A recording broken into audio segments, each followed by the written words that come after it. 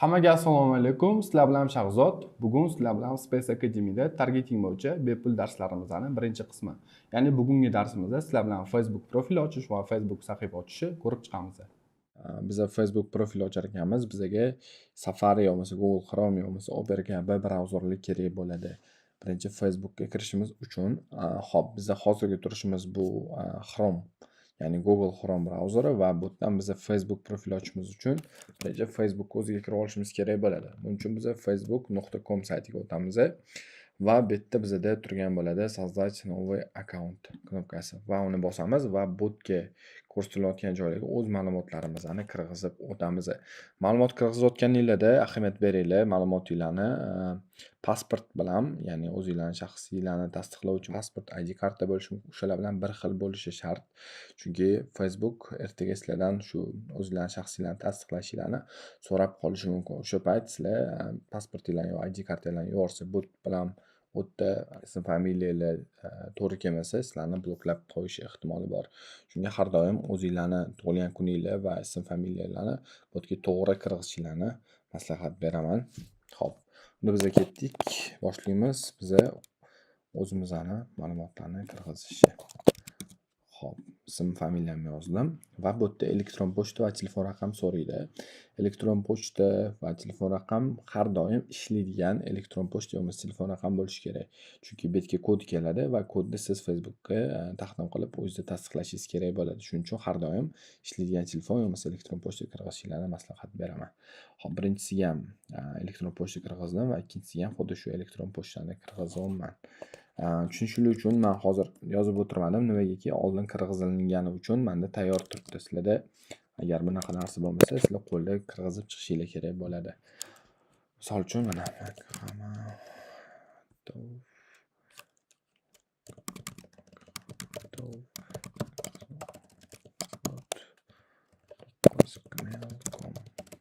hozir bunda ruchnoy kirgizdim. Agar sizlar oldin qanaqadir kirgizgan bo'lsanglar, shunda sizlar avtomatik olsanglar bo'ladi. Hop, ikkinchi qatorga ham xuddi shu emailimni men qayta kirgizdim. Ya'ni shu bir xilligini tekshiryapti. Shunda men endi parol kirgizaman. Ya'ni Facebookga kiruvchi parolimni kirgizib qo'ydim. Hop, endi data rождения, ya'ni tug'ilgan yil, oy, sanam avgust 1997. Hop, mashina. Men bu yerda to'ldirgan ma'lumotlarimdan keyin oxirida ro'yxatdan o'tish knopkasini bossam, menda ro'yxatdan o'tib ketadi. Hozir menda nimaga ro'yxatdan o'tmadi? Chunki meni email manzilimga o'sha Facebook ochilib ishlatilyapti, o'shani hisobiga o'tmadi. Sizlarda bu holda o'sha Facebook avtomatik ravishda ochilib, profil paydo bo'ladi.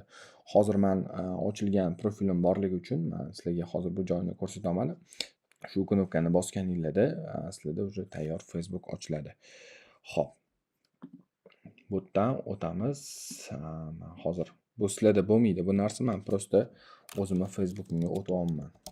Sizlarga prosta ko'rsatib berdim, qanaqa registratsiya qilish va registratsiyadan keyin nima bo'lishini ko'rsatib beraman. Xo'p. Birinchi o'chirda sizlarda shunaqa lenta ochiladi. Bu yerda sizlarning ism familiyalar turadi va botga o'tib olasizlar.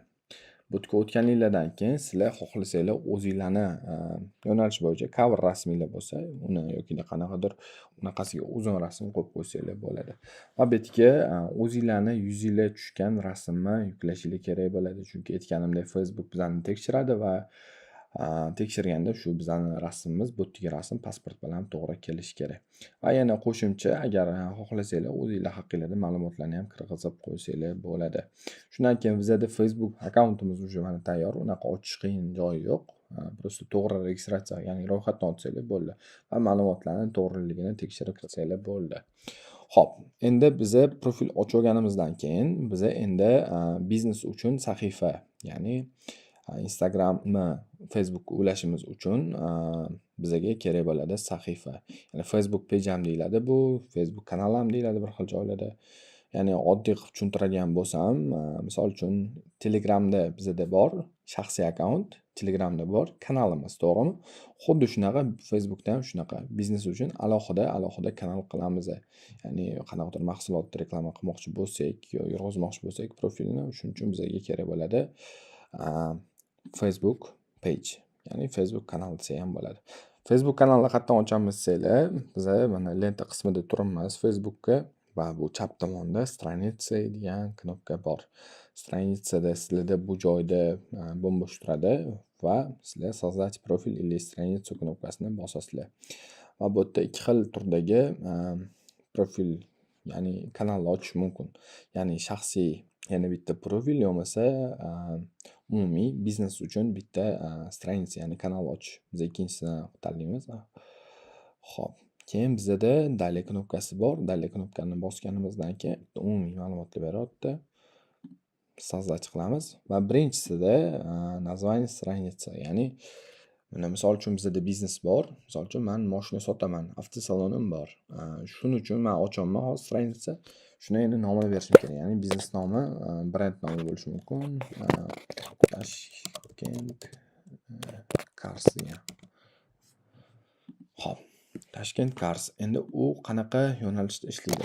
Biza bu yerga avtomobil, samolyot. Xo'p, konsultant ham qilsak bo'ladi, samolyot suvda ham qilsak bo'ladi. Mayli, avtomobilni konsultant qilamiz va bu yerda biografiya. Tak, biografiya hozir misol uchun ko'rsataman nima bo'lishini. Mana biz bu yerga yozib o'tganlarimiz mana yozyapman. Mana mana shu yerda ko'ringan joy bu bizning biografiya bo'ladi. Bu yerga yozib qo'yishimiz mumkin. Murojaat uchun telefon deb o'zimizning raqamimizni misol uchun kirgizib qo'ysak bo'ladi. Bu bitta alohida faqat raqam emas, xohlagan ma'lumotlarni kirgizib qo'ysanglar bo'ladi biografiya qismiga.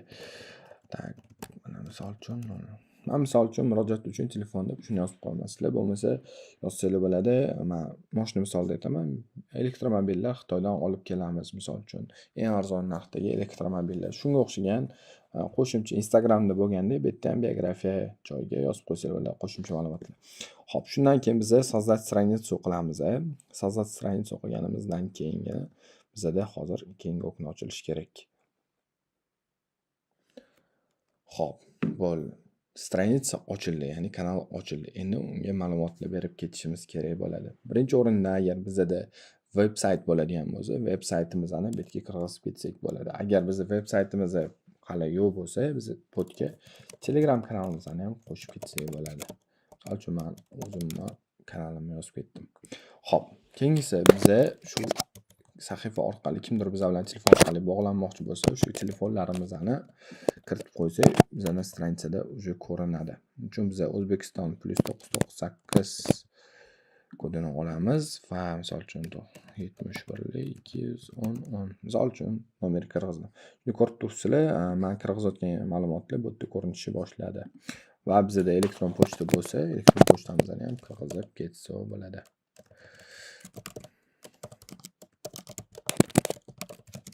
Misol uchun mana. Xo'p, aslida bu yerda shaxsiy emas, kompaniyaning ma'lumotlari ketishi kerak o'zi. Men bu yerda misol tariqasida yozib ketyapman, lekin kompaniyaning emaili bo'lishi kerak, kompaniyaning sayti yo'lmasa Telegram bo'lsa Telegram yoki qanaqadir veb saytiga o'xshagan tab link bo'lishi mumkin, ya'ni shunga o'xshagan servislarga yo'naltirsanglar bo'ladi.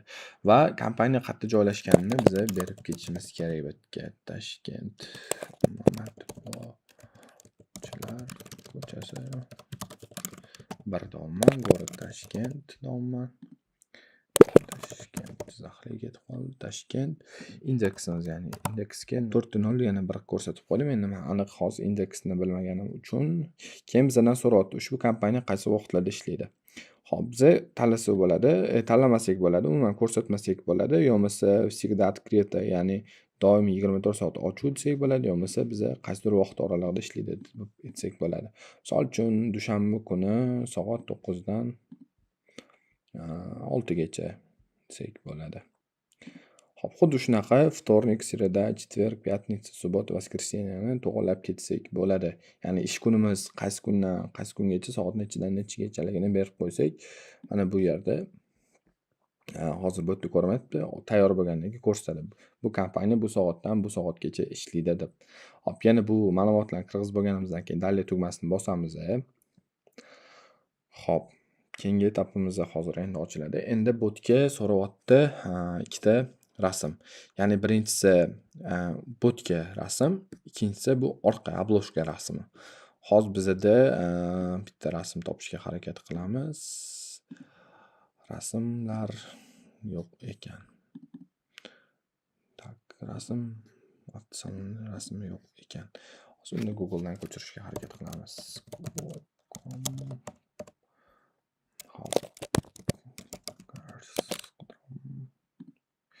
Bizaga McQueen rasmini ko'rsatib qo'ydi. Okey, mana shu rasmni background uchun foydalansak bo'ladi. Buni ko'chirib olamiz. Desktopga endi bitta logo ham ko'chirib olsak, yana ham tushunarliroq bo'ladi qatiga nima qilishimiz. Tak.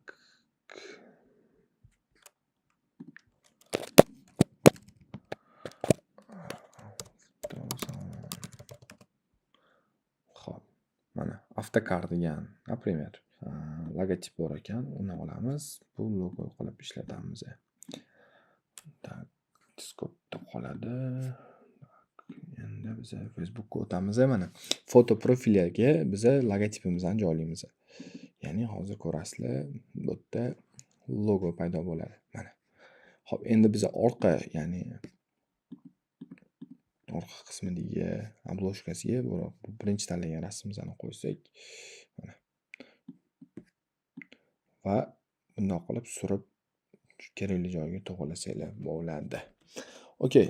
Keyingisi knopka действия. Добавить knopka действия. Nima u? Knopka действия, misol uchun shu sahifamizda mana bu yerda paydo bo'lgan qanaqadir knopka qo'ysak bo'ladi. Ya'ni misol uchun knopkani bosganda bizga telefon qilishi mumkin, сообщение yozishi mumkin, WhatsAppdan сообщение yozishi, elektron сообщение yozishi mumkin. Bo'lmasa bizda YouTube'da videolarimiz bo'ladigan bo'lsa, o'sha knopkani bosganda bizani videolarimizni ko'rishi mumkin. Hop, biz hozirgi misolimizda telefon qilishni qo'yib qo'yishimiz mumkin. Dalay knopkasini bosaman va kerakli regionni tanlayman va 210 raqamini kirgizib qo'yamiz. Bu hamma raqamlar yozilayotgan emaillar hammasi tasodifiy. Misol uchun qaysidir kompaniyani telefon raqami emas. Men prosta hozir esimga kelgan nomeri, ya'ni xayolimga kelgan nomeri yozib ketyapman. Shunga ahamiyat bermaysizlar. Hop, saqlanch qilamiz va bizda knopka qo'shildi. Endi dalay knopkasi yana hozir ozgina o'ylayapti yana. Hop, bizdan so'rayapti, Facebookka ulaysanmi? Sahifaga deyapti. Yo'q, bizga Facebook kerak emas. Va do'stlaringni taklif qilasanmi shu sahifaga deyapti. Hozircha shart emas. Va bizga aytayaptiki, sahifani rivojlantirish uchun marketing, elektron xabarlari yoki promo aksiyalar haqida xabarlar kelib tursinmi deyapti. Bu birinchisi va ikkinchisida aytayapti, bu sahifada yuz berayotgan voqealiklar asosiy profilingga kelib tursinmi xabar bo'lib deyapti. Agar kelmasin desak, uni o'chirib qo'ysak, bu sahifada nimadir bo'lsa, bunga ta'sir qilmaydi. Ya'ni kelayotgan xabarlar, misol uchun podpischiklar bunda ko'rinmaydi. Faqat buni o'ziga o'tib kirsa, o'shandagina ko'rinadi. Biz qoldiraveramiz. Uni anaqasi yo'q, yomon joyi va ortiqchaligi yo'q. Kelayotgan xabarlarni ko'rib turishimizga. Xo'p, bizda Facebook sahifamiz tayyor bo'ldi. Mana ko'rsanglar bo'ladi. Bu yerda mana biz logotip qo'ydik, orqasiga obloshka qo'ydik. Endi bu joyda biza sahifaga Instagram sahifamizni ulab qo'yishimiz kerak. Uning uchun biza настройка qismidan xo'p, связанный akkauntga kiramiz. Bitta Instagram bo'sh turibdi, смотреть bosamiz va подключить akkaunt qilamiz. Подключить, подтвердить va bu yerda bizlarda Instagram login parol kirg'izish tugmasi bo'ladi. Shunda Instagram login parolinglarni kirgizib, dalayni bossanglar, shunda sizlarda ulagan, ya'ni mana ochayotgan Instagraminglar bu sahifaga ulanadi. Instagram faqat personal akkaunt bo'lishi kerak, ya'ni biznes akkaunt bo'lishi kerak, shundagina ulanadi. Hozir menda prosta Instagram profilim borligini hisobiga menda shunaqa ko'rsatadi. Sizlarda login parol so'raydi va login parolni kirgizsanglar, shunda Instagraminglar ulanishi kerak bo'ladi. Tak. Men hozir adminni qila qolaman. Menda chunki ko'rsatayotgan Instagram boshqa sahifaga ulangan. Bo'ldi. Shu bizda hozir qildik. Facebook sahifa ochdik, ya'ni biznes uchun bitta sahifa, ya'ni kanallarimiz bo'ladi. Bugun sizlar bilan Facebook profil va Facebook page ochishni ko'rib chiqdik va keyingi darslarimizda sizlar bilan Business Manager va reklama xonasini ochishni ko'rib chiqamiz. Darslarimizni kuzatib boringlar.